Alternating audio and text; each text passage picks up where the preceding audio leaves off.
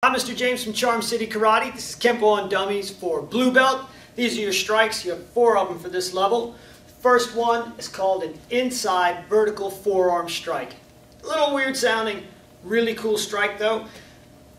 This is one of the strikes that allows Kenpo guys to dominate the inside. By this point in your training, you should realize that Kenpo's ideal range is here. Alright? Your elbow. Most guys don't like fighting at this range. If you approach an untrained fighter and you get this close, they start backing up. It's the Kenpo joy zone. So what you're going to do for this strike is you're going to use your forearm.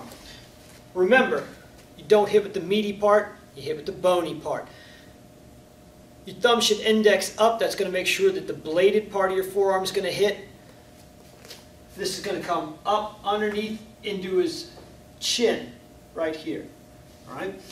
So it's vertical, it's inside. It comes up this way. Typically we would pair that up with something like maybe a knee to the groin, so his chin starts on its way down and then this will pop up. Alright? Same thing, other side, this comes right up underneath. You could also pair this up so that you hit this and pop him from the side with something if you wanted to. Lots of different things you could do. You'll see plenty of combinations for this later. But the strike alone, this comes straight up underneath, pops him under the chin. You can see how that's got a nice grip to it too, okay? Same thing with the left, this comes straight up, bang. Make sure your thumb indexes up so that the blade of your forearm catches him under the chin. If you turn it this way, all your bones are made kind of like an egg. If you ever tried to crush an egg, you crush it from the sides, it breaks pretty easy. If you try and crush it top to bottom, you could be pushing really hard. It's not going to break. Your bones are made that same shape on purpose. Okay?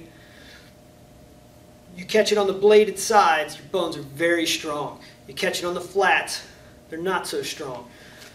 So if you hit him up under the chin really hard this way with the flat of your bones, you stand a much better chance of breaking your arm than his chin. You don't really want that. It's a good way to lose a fight. Don't do it. Alright, so that is your inside vertical forearm strike. Okay. Now your next strike is an outward palm heel. This is not a claw, it's just the edge of the palm. Strikes this way. Okay. Make sure that the elbow leads with this strike. You want it to come out this way. If your arm is locked, you're going to hurt your elbow. And you don't want the palm to lead because that's going to take a lot of power out of your strike. Your elbow should lead so that you can drive through with your body. Right? You can hit to the head with this. You can hit to the body. This is a good strike for cracking ribs. You could hit him to the groin, except this is an outward strike. You'd have to be sitting at a weird angle for that. Solar plexus would be a good shot from that angle too.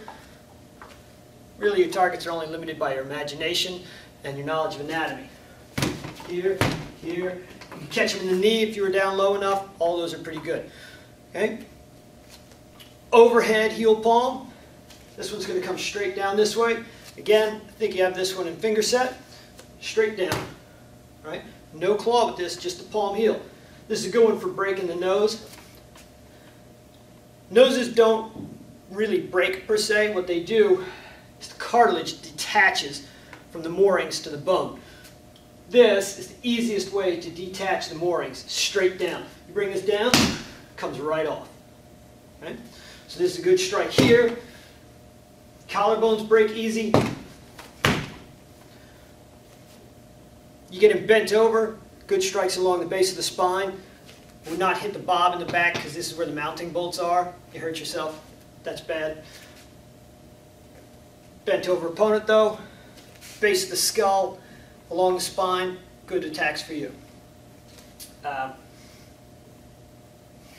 So there's those. You also have the back underhand stiff arm heel palm. Okay? Same attacking edge. This one works very well to the groin. It's a stiff arm. Catch him in the groin with that. You could also, if he bends over, catch him in the chin. I would not try to get this all the way up, although you could back kick him and then when his head comes down, you can catch him there.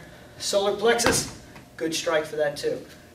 Okay? Same thing on the other side, groin, solar plexus, chin, all those are good. This one is not meant for your elbow to bend. This one is meant to come up stiff-armed. Right? So there's your 4 strikes for this level.